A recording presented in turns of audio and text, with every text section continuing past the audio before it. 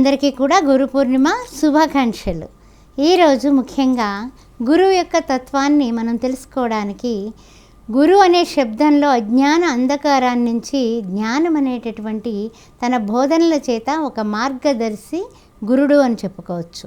వ్యాస పూర్ణిమ గురించి మనం తెలుసుకుందాం. వ్యాస పూర్ణిమ రోజున మనం చేయాల్సింది ఏమిటంటే తెల్లవారుజామున లేచి బ్రహ్మముహూర్త వేళలో ఓంకారాన్ని 21 టైమ్స్ చేసుకొని ఈ గురువు అయినటువంటి అంటే ప్రతి ఒక్కళ్ళకి కూడా గురువు అనేది శబ్దానికి సంబంధించిన వ్యక్తులు ఉంటారు. అంటే ఆధ్యాత్మిక బోధ, ఆది భౌతిక, ఆది దైవిక, ఏ విధంగా అయినా సరే మనల్ని భౌతికంగా అంటే మనం ఈ శరీర అంటే చర్మచక్షువులతో ఎవరైనా సరే మనకు చెప్పిన విషయాల్ని మనం గ్రహించి దాన్ని మనం అనుసరించినట్లయితే వారు గురువుగా, ఏదైనా సరే మనకి గురు మంత్రాన్ని ఉపదేశించిన వాళ్ళు గురువుగా. సపోజ్ ఏమిటంటే కనుక ప్రతి ఒక్కళ్ళకి కూడా తల్లే తొలి గురువుగా ఉంటుంది.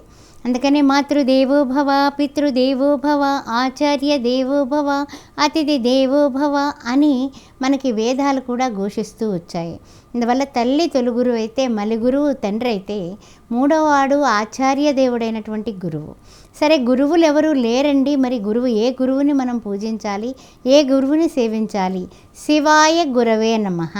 శివుణ్ణి మీరు గురువుగా ఎంచుకొని సమస్త ప్రాణికోటికి కూడా ఆయన సృష్టి స్థితి లయ కారకులుగా బ్రహ్మ విష్ణు మహేశ్వరులుగా మనం అనుకుంటాం. కాబట్టి ఈ గురు పూర్ణిమ రోజున చక్కగా మనము ఈ యొక్క గోమాతను ఎవరైతే పూజిస్తారో, గోమాతకు సంబంధించినటువంటి స్తోత్రాలు కానీ మంత్రాలు కానీ ఏమీ రాగినప్పుడు మనం చేయాల్సింది ఏంటంటే గో చుట్టూ కూడా 3 ప్రదక్షిణలు చేసి వృష్ణ భాగంలో నారాయణ్ణి లక్ష్మీదేవిని తలుచుకొని పూజ చేయటం, అది ఒక చక్కటి ప్రవృత్తి కింద అలవర్చుకోవడం.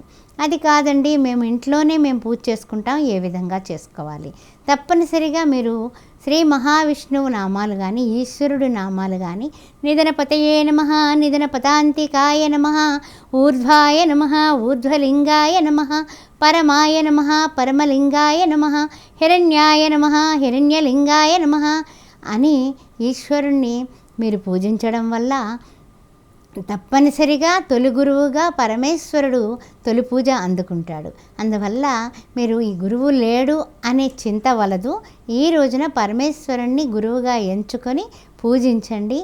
అందువల్ల అంటూ ఉంటారు కదా, మౌనం వ్యాఖ్య ప్రకటిత పరబ్రహ్మ అంటారు. అంటే ఏంటి? మౌనంతో ఏ విధమైనటువంటి శబ్ద మాత్రము చేయకుండా తన చూపులతోటే మేపులు అన్నట్లుగా ఆ పరమేశ్వరుడు దక్షిణామూర్తి రూపంలో దక్షిణామూర్తి పటం తెచ్చుకుని పూజించండి.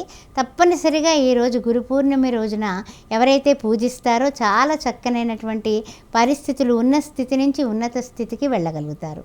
అయితే ఏమిటంటే చాలామంది అంటూ ఉంటారు, ఏమండి మేము కృష్ణ భక్తులం అండి, మరి ఈశ్వరుణ్ణి మాత్రమేనా అని. కాదు, మీరు కృష్ణుణ్ణి కొలవండి. ఎలాగా? వసుదేవ సుతం దేవం కంసచాణూరమర్దనం దేవకీ పరమానందం కృష్ణం వందే జగద్గురుం, కృష్ణం వందే జగద్గురుం. ఆ శ్రీకృష్ణ పరమాత్మని ఎవరైతే పూజిస్తారో, అంటే ఈ శైవులైతే ఈశ్వరుణ్ణి, ఈ యొక్క వైష్ణవులైతే కృష్ణుణ్ణి, లేకపోతే వెంకటేశ్వర స్వామిని, శ్రీరామచంద్రుని పూజిస్తూ ఉంటారు గురువుగా. ఆ విధంగా వారిని కొలవండి.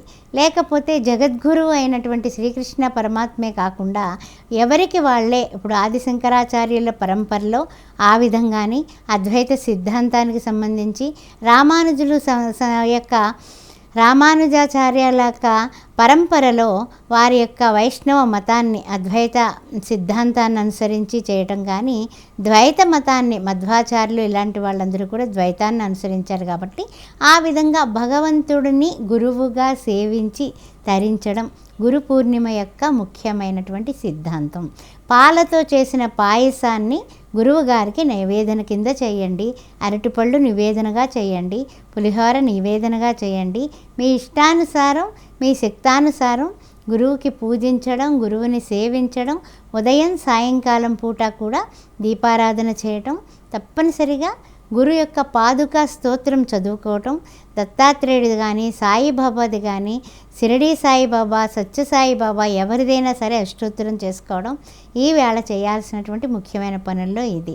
ఓం సాయీశ్వరాయ విద్మహే సత్యదేవాయ ధీమహి తన్నో సర్వ ప్రచోదయాత్తు.